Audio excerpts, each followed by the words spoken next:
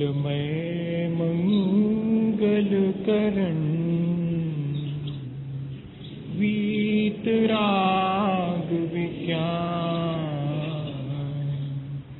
नमो ताहि जाते भजे अरहंतादि जो विद्यादि सागर सुधी जो विद्यादि सागर सुधी गुरु हैं तैसी शुद्धात्म में निरत नित्य ही सोपदेशी वे पाप ग्रीष्म ऋतु में जल हैं सयानी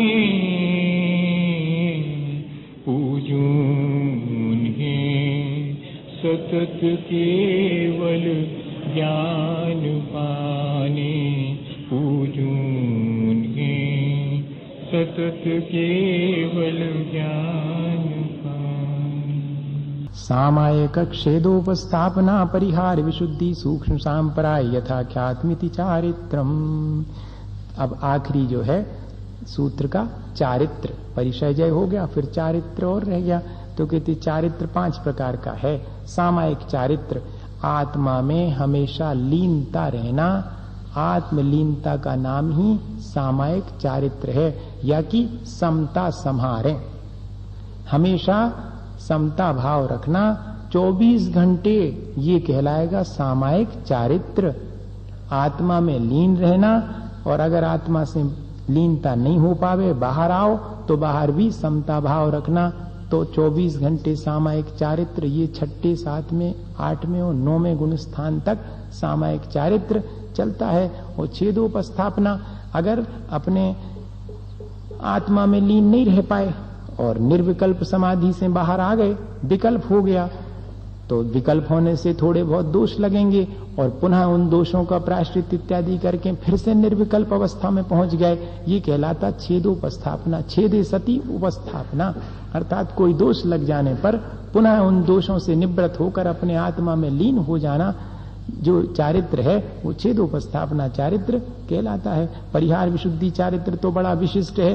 30 साल तक अपने घर में सुखपूर्वक रहे और फिर बाद में जो है दीक्षा ली, फिर तीर्थंकर के पाद मूल में प्रत्याख्यान नाम का जो पूर्व है उसका अध्ययन करते हैं, तब जाकर के वर्ष पृथक्त्व 3 वर्ष से 9 वर्ष के बीच की अवधि में उनके लिए मुनि महाराज को परिहार विशुद्धि नाम का चारित्र उत्पन्न होता है।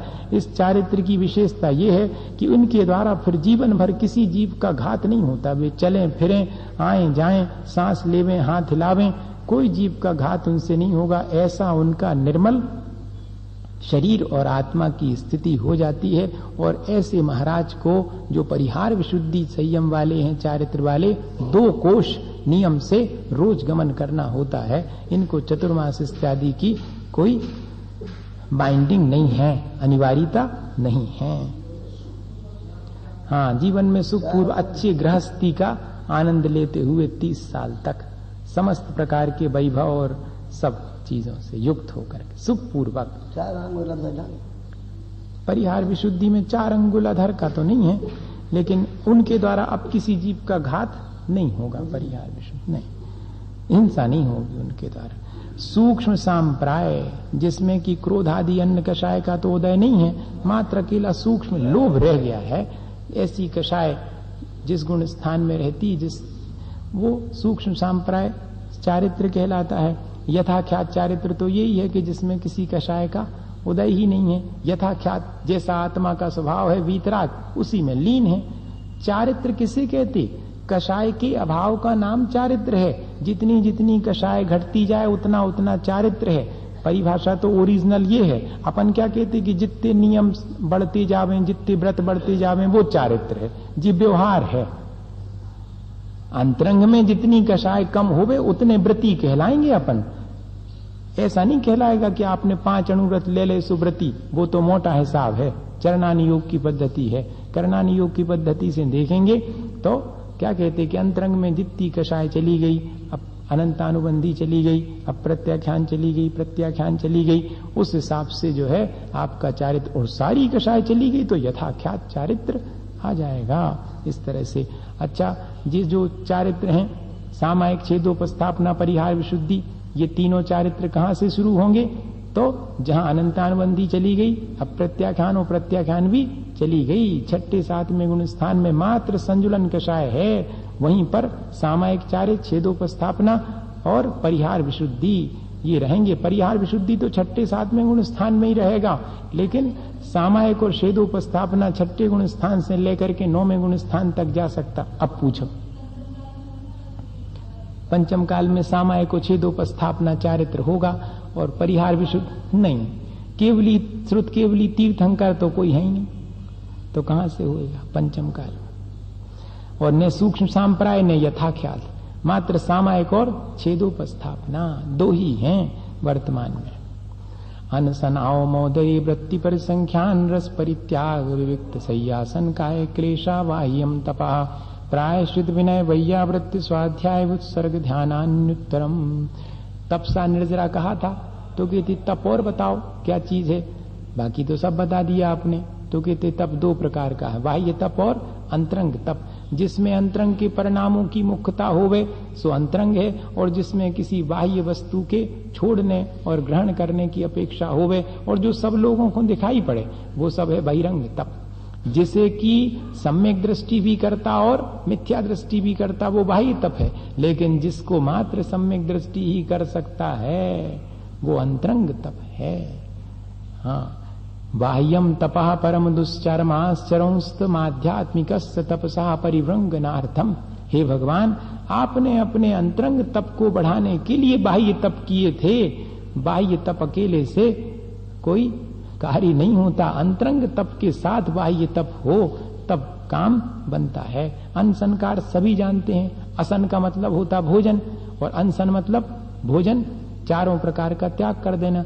अनशन का मतलब हंगर स्ट्राइक नहीं तो आप भूख हड़ताल समझ लो, अनशन पे बैठ गए। तो अनशन का मतलब है कि जिसमें हम चारों प्रकार के आहार का त्याग करते और अपने धर्मामृत का पान करते हैं। अपने पास उपवास मतलब भोजन के पास नहीं जाना, अपने पास में रहना। समीप, उप का मतलब समीप, इसी को उपवास भी कहते हैं। औमोदरी, भूख से कम खाना।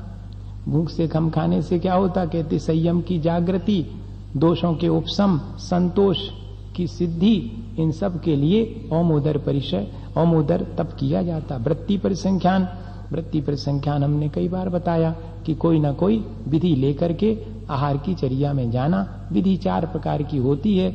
मोहल्ले की वृत्ति होती है, दाता की वृत्ति होती, पात्र की वृत्ति होती और भोजन की वृत्ति होती। इन चार में से जो भी हो वो कोई भी ले ली। मैं तो आज उस मोहल्ले में जाऊंगा, मैं आज इस मोहल्ले में जाऊंगा, मैं तो 2 चौके छोड़ के तीसरे में चले जाऊंगा, मैं तो 10 चौके के बाद 11वें नंबर में जाऊंगा।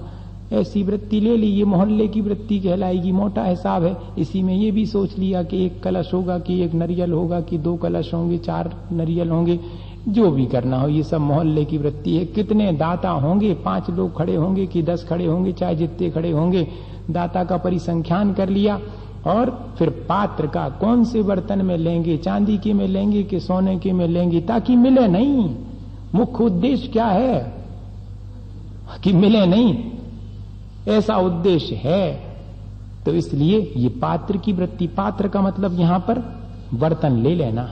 हाँ, और फिर भोजन की वृत्ति, चाहे जहां चले जाएंगे, का 1 कलश का 2 कलश के 5 आदमी के 10 आदमी के फलाना, चाहे जहां चले जाएंगे 5 ही चीजें लेनी है, सुबह ले लेंगे, बात खत्म हो गई। तो भोजन की वृत्ति कर ली अगर, तो फिर बाकी वृत्ति की आवश्यकता नहीं होती है। 4 वृत्तियों में से कोई भी वृत्ति की जाती। सबसे श्रेष्ठ भोजन की वृत्ति कि कहीं भी चले जाएं, चाहे गरीब के यहाँ चाहे अमीर के यहाँ पर दाल लेनी है और रोटी लेनी है, अगर ऐसा सोच दिया हो गया, ठीक है, खत्म। 2 ही चीजें लेनी, तीसरी लेनी नहीं, खत्म हो गया काम।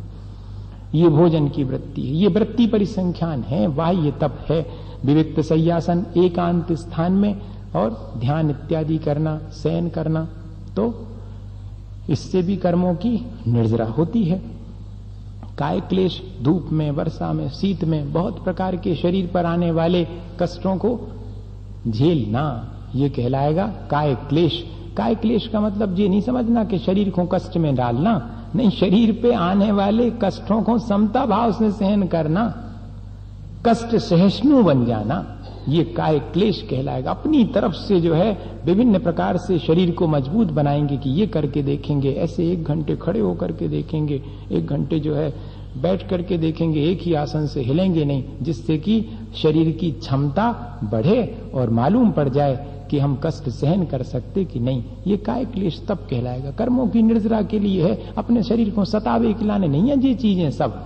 भूखे रह सु कछु दूसरे को ने तकलीफ पहुंचाने ने, अपने आप को तकलीफ पहुंचाने के लिए उपास नहीं है। उपास तो अपने कर्मों की निर्जरा के लिए है, ने ख्याति पूजा लाभ के लिए है कि हम उपास करेंगे तो हमारा नाम लिखो जे, फिर होते महाराज के सानिध्य में हमें अच्छी इनाम मिले, बड़ी वाहवाही होगी, इसके लिए नहीं। कर्मों की निर्जरा के लिए करना भैया। वाहवाही लूटने के लिए तो दुनिया करती है, उससे कर्मों की निर्जरा का कोई संबंध नहीं। इसलिए ये सब तप भी कर्मों की निर्जरा में बाह्य तप होने के कारण के बावजूद भी कार्यकारी हैं। प्रायश्चित तो अपने दोष का शोधन करने की जो प्रक्रिया है उसे प्रायश्चित कहते हैं।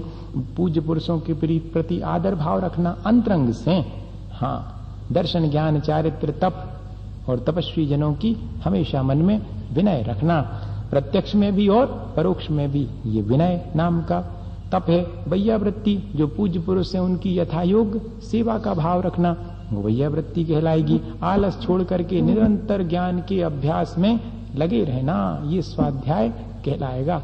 चिंतन मनन सब स्वाध्याय में आएगा। वाचना प्रश्नानुप्रेक्षा आगे जाके कहेंगे, खुद ही इनके भेद प्रभेद बताएंगे। विसर्ग, शरीर के प्रति मैं और मेरेपन का त्याग कर देना, ये विसर्ग। शरीर से ममत्व हटा लेना, ये विसर्ग। और आत्मा में लीन हो जाना, समता भाव रखना, ये ध्यान कहलाता है। इन सब के भेद बताएंगे। 9 14 पंचद्वी भेदा यथा क्रमम प्राग ध्यानात्, ध्यान से पहले पहले इनके भेद गिना रहे हैं। प्रायश्चित के तो 9 हैं, विनय के 4 भेद हैं, फिर वैयाव्रत के 10 हैं, स्वाध्याय के 5 हैं और विसर्ग के 2 भेद हैं। इस तरह इनके भेद अब नाम बता कहते आलोचन प्रतिक्रमण तदुभय विवेक विसर्ग तपस्छेद परिहारोपस्थापना। आलोचना करना, गुरु के सामने जाकर बालकवत सरल होकर के अपने दोषों का निवेदन करना, ये आलोचना कहलाती। अपन लोग दूसरे की निंदा करते हैं, इसमें क्या करना है? अपने दोषों की निंदा करना, कन्फेशन कह देना कि मेरे से ऐसा हो गया, ये आलोचना कहलाती। प्रतिक्रमण, किए गए अपराध के प्रति ये मेरा दोष समाप्त हो, मिथ्या हो, ऐसा निवेदन करना और फिर अपने आप में उनका निराकरण कर लेना, तो दोषों के निराकरण का नाम प्रतिक्रमण कहलाता। और जब हम आलोचना पूर्वक प्रतिक्रमण करेंगे तो वो तदुभय, दोनों का मिक्स, आलोचना भी और प्रतिक्रमण, तो ये तदुभय कहलाएगा। विवेक करना, जिस अन्य से, जिस उपकरण से, जिस भी माध्यम से अपने अशुभ परिणाम हो गए हैं उन चीजों को कुछ समय के लिए छोड़ देना, ताकि मेरे अशुभ परिणामों से मैं बच चाहूं।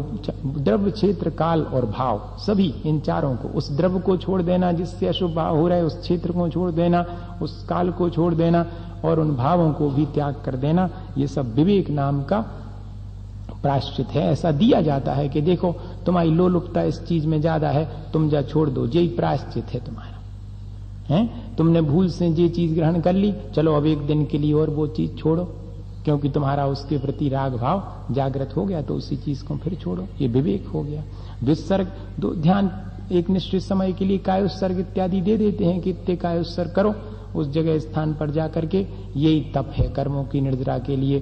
तो ये कौन सा कहलाएगा? प्रायश्चित तप। प्रायश्चित के रूप में काय उत्सर्ग भी दे सकते हैं और 12 प्रकार के तप भी दे सकते हैं प्रायश्चित के रूप में, कि आज उपवास करना, ऊनोदर कर लेना, इस तरह से। तो ये तप भी उसी के अंतर्गत आ गए, प्रायश्चित के अंतर्गत। और छेद, दोष का परिहार करने के लिए कुछ समय के लिए दीक्षा का छेद कर देते हैं। हाँ, कोई अहंकारी होवे, दीक्षा का छेद जो है वो अच्छे सहनन वाले को, जो कि सहन कर सके, उसी को किया जाता है, दिया जाता है। ये सब प्रायश्चित जो है आचार्य भगवान जानते कि कौन को कौन सा दिया जावे। ऐसा ना हो कि प्रायश्चित लेकर के और संक्लेश हो जावे, सुकर्म और बन जाएंगे। प्रायश्चित संक्लेश के लिए नहीं है, प्रायश्चित तो मन की शुद्धि के लिए है। छेद प्रायश्चित दे दिया जाता कि अहंकार कम होवे। कल तक जिनसे नमोस्तु करवाते थे और अपने को बड़ा मानते थे, अब तुम्हारी दीक्षा कम कर दी, वे तुमसे पहले आहार को उठेंगे, तुम बाद में उठना, सहन करना। ये प्रायश्चित हो गया छेद नाम का। दीक्षा घटा दी तो जो पुराने नए लोग थे वे सीनियर हो गए, आप जूनियर हो गए। इस तरह से जो है छेद नाम का परिहार अपने संग से दूसरे संग में भेज दिया कि जाओ इतने 1 साल के लिए उस संग में रहना, उन्हीं आचार्य की आज्ञा में रहना, उन्हीं से प्रायश्चित इत्यादि लेना। इस तरह से तब ये परिहार नाम का उपस्थापना। बड़े दोष हो जावे तो पूरी दीक्षा समाप्त करके नए सिरे से फिर दीक्षा देना, ये उपस्थापना, ये छेद, परिहार और उपस्थापना, ये तीनों प्रायश्चित अब जो है आचार्य महाराज कहते कि ये अब सहन करने योग नहीं रहे, इसलिए इनको क्वचित कदाचित कोई को देवें तो देवें, अन्यथा ये नहीं दिए जाते। ये वज्र वृषभ नाराज सहनन वाले ही इस प्रायश्चित को कर पाते हैं, नहीं तो बहुत संक्लेश होता है। ज्ञान दर्शन चारित्रोपचाराः, विनय जो है ज्ञान की विनय करना है और दर्शन की विनय करना, आदर भाव रखना, उनके सामने आने पर विनय पूर्वक खड़े हो जाना, उनको स्थान देना, आसन करना, नमस्कार करना, ये सब उपचार विनय कहलाएगी। ये विनय भी तप है, कर्मों की निर्जरा इससे भी होती है, लेकिन अंतरंग में परिणाम अच्छे होना चाहिए, नहीं तो फिर वो बटरिंग कहलाने लगती। क्या बहुत फर्क है। विनय का मतलब चापलूसी नहीं, विनय का मतलब तो अंतरंग में उनके गुणों के प्रति अनुराग है, उनके गुणों के प्रति हमारे मन में श्रद्धा है। आचार्य उपाध्याय तपस्वी सैक्ष ग्लान गणकुल संग साधु मनोज्ञानाम। भैया वृत्ति 10 प्रकार की कही गई, क्योंकि 10 प्रकार के साधु हैं, अलग अलग आचार्य हैं, सब समझते हैं। जो व्रतों का स्वयं आचरण करें, दूसरे से भी कराएं, वे आचार्य हैं, उनकी सेवा करना। उपाध्याय जो मुनि जनों को अध्ययन कराते वो उपाध्याय हैं। महातप करने वाले 2-2 8-8 दिन के, 15-15 दिन के, मास के उपवास करने वाले महातपस्वी हैं, उनकी सेवा करने का अवसर प्राप्त करना। सैक्ष हैं जो निरंतर अपने ज्ञान और ध्यान में लगे रहते, अध्ययन करते रहते हैं, वे सैक्ष कहलाएंगे। और ग्लान जिनकी की शरीर रोग से ग्रसित है, उनकी सेवा करना।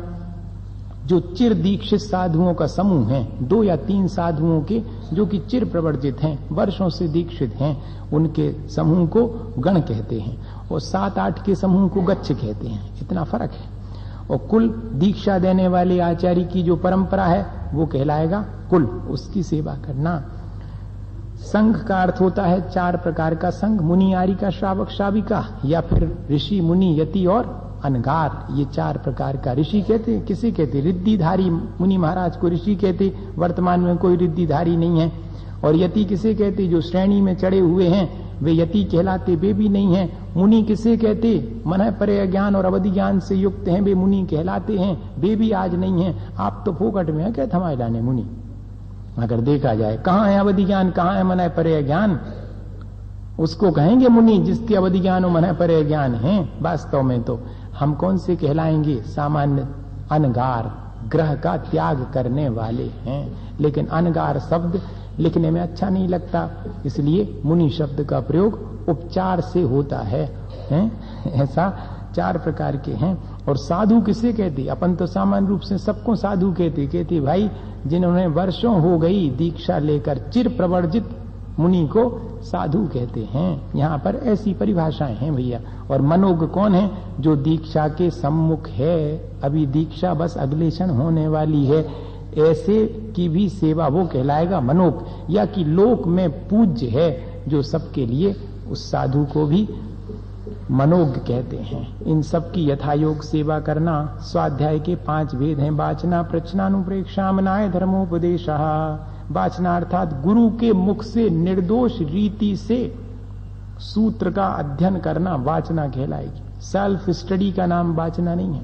बहुत लोग करते सेल्फ स्टडी, किताब पलट ली आपने, पढ़ ली पूरी, वाचना नहीं। पढ़ के सुना दी दूसरे को, वाचना नहीं। गुरु के मुख से निर्दोष रीति के द्वारा उसके पाठ और अर्थ दोनों को समझते हुए जो स्वाध्याय किया जाए वो वाचना नाम का स्वाध्याय कहलाएगा। अपनी शंकाओं का समाधान करने के लिए, या कि कोई बात ठीक से निर्णीत नहीं हो पा रही, उसके निर्णय करने के लिए पूछने का नाम प्रश्ना नाम का स्वाध्याय है।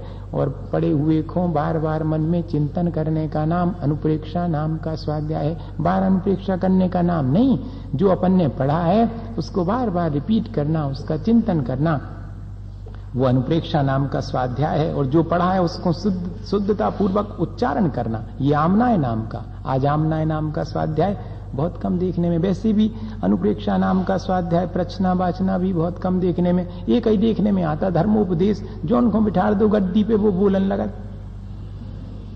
चाहे वाचना गुरु मुख से सुनी हो चाहे न सुनी हो, प्रचना नाम का स्वाध्याय कभी किया हो चाहे नहीं किया हो, चिंतन मनन किया हो चाहे नहीं किया हो, आमनाय को 2 4 10 श्लोक भी नहीं आते हों। अरे ज्ञान सागर जी महाराज को 10,000 श्लोक प्रमाण याद था। आचार्य महाराज कहते कि कम से कम 1000 श्लोक जो आचार्यों के लिखे हैं वो कंठस्थ होना चाहिए, कम से कम उनका रोज पाठ करें। वह पाठ करना ही आमनाय नाम का स्वाध्याय है। ऐसा नहीं समझना कि बिना अर्थ के पाठ करेंगे तो कोई सार नहीं। अरे मुख पवित्र हो जाता है, क्योंकि भगवान की कही हुई सूत्र हैं, भगवान की कहे हुए श्लोक हैं। इन सबको ऐसा मान के जो सिर्फ पाठ करता है वह भी आमनाय नाम का स्वाध्याय करता है। और धर्मोपदेश तो सब समझते हैं, धर्म की 4 बातें, लेकिन कैसे सुनाना, अपनी विद्वत्ता बताने के लिए नहीं, करुणा पूर्वक जीवों का हित हो, ऐसी भावना से जो जिनेंद्र भगवान की वाणी कही जाती है वो धर्मोपदेश कहलाएगा। इस तरह ये स्वाध्याय, ये भी तप है, इससे कर्मों की निर्जरा। तो देखो कर्मों की निर्जरा कब होगी, अगर अपनी पंडिताई बतावे कि लाने करोगे तो कर्म बंधेंगे, और अगर जीवों के हित के लिए और अपने स्वयं के हित के लिए कि स्वाध्याय करूंगा, 4 बातें धर्म की आपके माध्यम से मैं भी पढ़ूंगा, तो इसमें कर्मों की निर्जरा होगी। ऐसा भाव रखना चाहिए। बाह्याभ्यंतरोपध्यो, बाह्य और अभ्यंतर 2 प्रकार की उपधि का त्याग करना, यही विसर्ग है। बाह्य में तो धन धान इत्यादि है, उसका त्याग कर दिया, और अंतरंग में क्रोध आदि कषाय हैं। 10 प्रकार के परिग्रह का, बाह्य परिग्रह का त्याग करना बहुत आसान है, लेकिन अंतरंग के 14 प्रकार के परिग्रह का त्याग बहुत कठिन है। कौन सो त्याग भाव अबे तक, क्रोध पूरी तरह चलोगा, कौन कषाय गई एकाध, कहती बहुत कठिन है। अंतरंग परिग्रह तो हमेशा लगा हुआ है, अंतरंग परिग्रह से बचना ये अंतरंग उपाधि कहलाएगी। और बाह्य में तो 14 कौन कौन से, मिथ्यात्व और 4 कषाय सुख हैं, कितने हो गए, और 9 कषाय, हाँ 9 कषाय, हास्य रत रति जुगुप्सा शोक स्त्री पुण्य पुंसक वेदा, जे 9 कषाय हैं, और 4 कषाय हैं, क्रोध मान माया लोभ, सो 13, और 1 मिथ्यात्व, जे 14 अंतरंग के परिग्रह हैं, अंतरंग उपाधि कहलाती है। इस तरह इन सब का त्याग करना ये विसर्ग नाम का तप है। अब जो है ध्यान की चर्चा शुरू हो गई। अपन इस ध्यान में से भी 2-3 सूत्र करेंगे, बाकी के सूत्र छोड़ देंगे। 36 के बाद 37वें सूत्र से इस अध्याय के 45 सूत्र तक, और बाकी 10 आगे वाले अध्याय के जी अपन कल करेंगे। आज इतना ही और 4-5 करेंगे। सूत्र नंबर, कछु गलती हो गई तो सुधार दें भैया, हैं? हाँ, पात्र का मतलब बर्तन लिया है। मुनि महाराज भीतर चले गए चौका में, और देखा उनने कि स्टील की थाली में सब रो सामान धरे हैं, नहीं चांदी की में धरे हुए हैं तो ले, नहीं तो जी चले बाहर। हाँ, नहीं मिलेगा, नहीं मिलेगा सो आनंद, उनको तो नहीं मिलने में आनंद है, ऐसा वृत्ति परिसंख्यान है। हमने नहीं सुनाया था आपको कि उसमें खुरई में, और हमने सोचा कि को देता अपन को चांदी में, चांदी के गिलास में, तो आज अपन चांदी के गिलास में नहीं लेंगे। अब हम गए, सुबह तो हमारी काढ़ा जो लेते थे दवाई, वही चांदी के गिलास में लिए खड़े थे शराब जी। हमें हंसी आ गई वहीं पर आहार में कि देखो हमने पहली बार तो ऐसा सोचा, और आज ही जो है ये इसमें लेके आए। हमने नहीं लिया, नहीं लिया तो उन्हें आचार्य श्री से शिकायत कर दी कि महाराज ने दवाई ले गए थे, वो तबीयत खराब है और ली नहीं। आचार्य श्री ने बुलाया, इधर आओ, क्या बात है, क्यों नहीं ली? महाराज हम क्या करें, वो हमने आज सोचा कि चांदी के में नहीं लेंगे, और आज ही वो उसमें दवाई लेके चले गए। अरे कहने ऐसा, परीक्षा एक ही दिन में हो गई, ये पात्र की व्यक्ति है। तो ऐसा सोच लिया कि इस तरह लेंगे तो उसमें भी परीक्षा हो जाती, कर्मों की निर्जरा के लिए कारण है।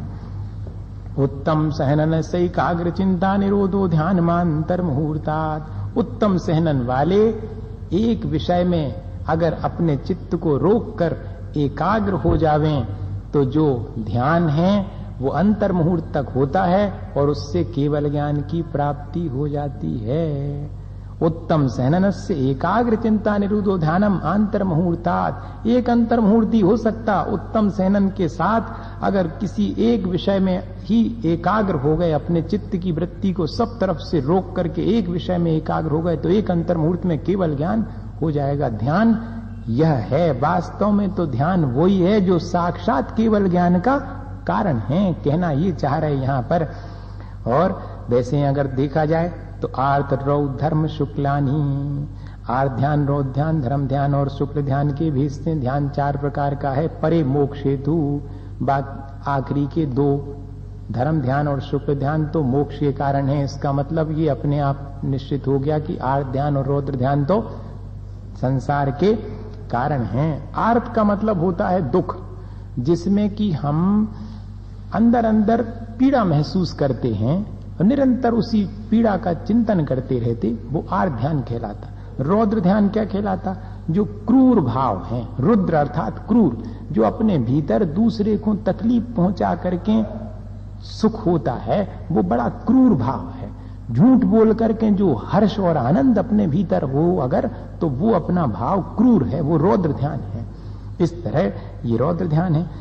अच्छे भाव है, सदाचार का पालन है तो धर्म ध्यान है, और अत्यंत निर्मल परिणाम हो, एकाग्रता हो, वो शुक्ल ध्यान है। मोटी परिभाषा है, जिसमें स्वयं को की पीड़ा का विचार है वो आर्त ध्यान, जिसमें दूसरे को पीड़ा देने का विचार है वो रौद्र ध्यान, और जिसमें अपने आत्मा के कल्याण का के लिए एकाग्रता है वो धर्म ध्यान, जिसमें अपने आत्मा के साथ साथ प्राणी मात्र के कल्याण का विचार है वो शुक्ल ध्यान। देखो, ऐसी परिभाषा बनाना हो तो सरल परिभाषा ये है, आर्द्म मनोज्ञस्य संप्रयोगे तद्विप्रयोगाय स्मृति समन्वाहारः। आर्त ध्यान कैसे होता? कोई वस्तु अपने को अमनोज्ञ अर्थात अप्रिय है और उस वस्तु का संयोग हो गया।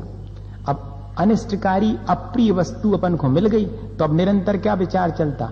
कब इसका वियोग होवे, कब इसका वियोग होवे, इसी का चिंतन चलता रहता है। ये कहलाएगा अनिष्ट संयोग नाम का आर्त ध्यान। विपरीतम मनोज्ञस्य, अब कोई प्रिय वस्तु है और उसका वियोग हो गया तो कब उसका संयोग हो, कब उसका संयोग हो, इस तरह निरंतर जो विचार चलता रहता है वो कहलाएगा इष्ट संयोगज, इष्ट वियोगज नाम का आर्त ध्यान।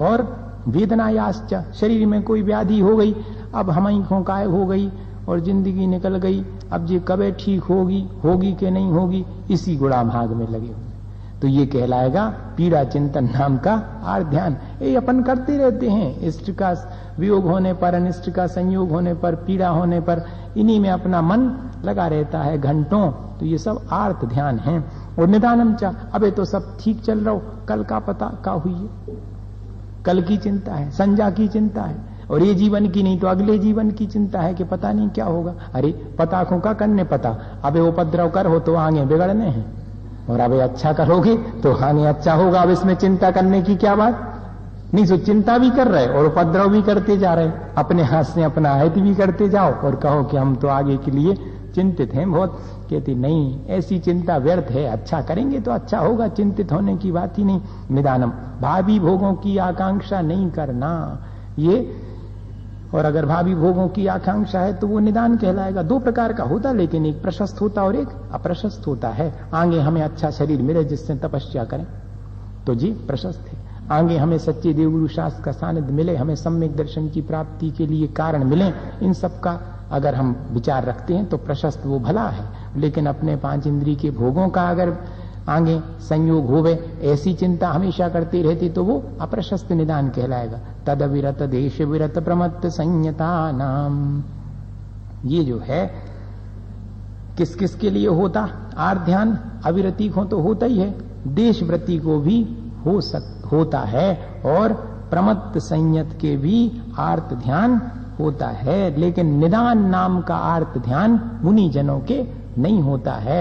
कभी कभी और कदाचित इष्ट के वियोग, अनिष्ट के संयोग और पीड़ा के चिंतन से आर्त ध्यान होता है, लेकिन निदान नाम का आर्त ध्यान मुनि जनों के नहीं होता है।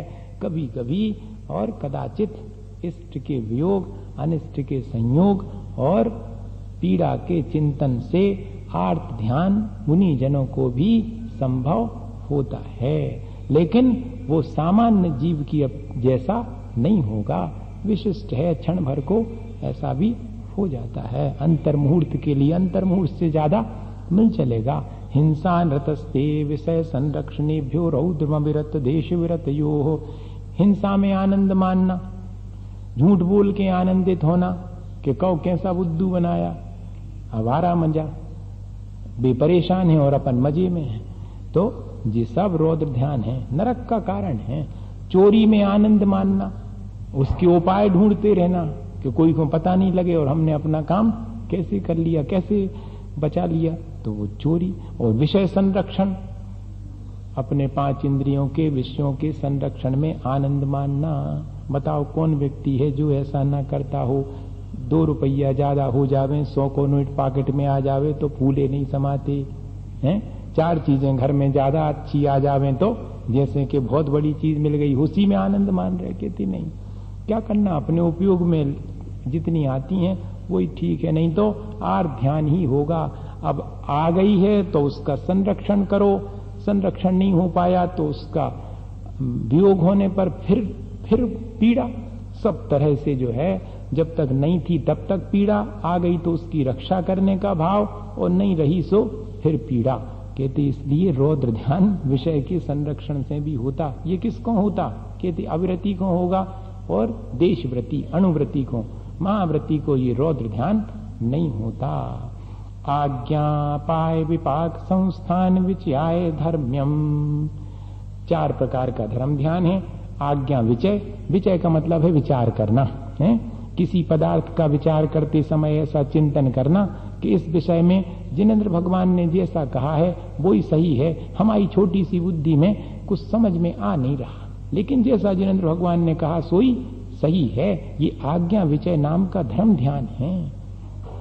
और अपाय विचय, जो मिथ्या मार्ग पर चल रहे हैं उन जीवों के प्रति दया रखते हुए ऐसा विचार करना कि कैसे जे भी सच्चे मार्ग पर लग जाते हैं, या कि स्वयं भी अपन कभी सच्चे मार्ग से विचलित होने लगे तो पुनः सन्मार्ग पर आने का विचार करना, ये अपाय विचय नाम का धर्म ध्यान। विपाक विचय, यहाँ पर सब जीव अपने कर्मों के फलस्वरूप सुख दुख का वेदन करते हैं, कैसे जो है इन सुख दुख से सब जीव बचें, ऐसा विचार निरंतर करना विपाक विचय नाम का धर्म ध्यान है। और संस्थान विचय, लोक के आकार प्रकार और उसकी संरचना इत्यादि का निरंतर चिंतन करना, ये लोक संस्थान विचय धर्म ध्यान है।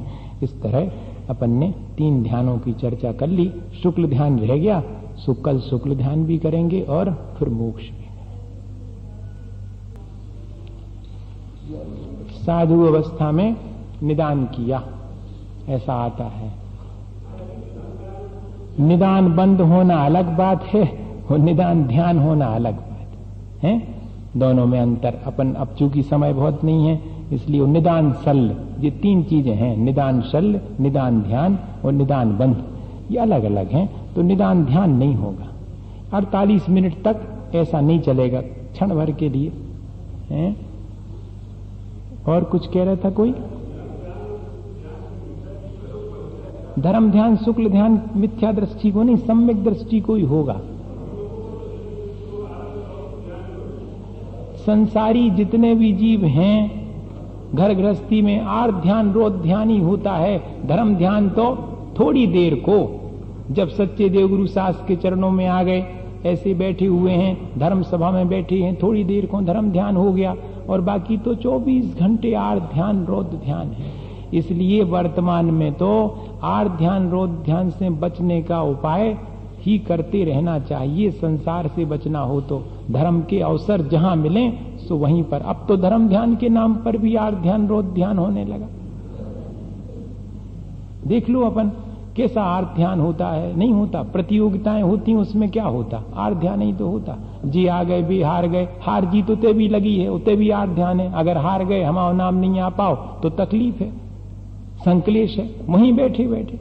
बहुत अगर देखें तो धर्म ध्यान तो बहुत अल्प है, थोड़े ही समय के लिए धर्म ध्यान होता है, फिर भी भावना तो रखनी चाहिए। मिथ्यात्म ना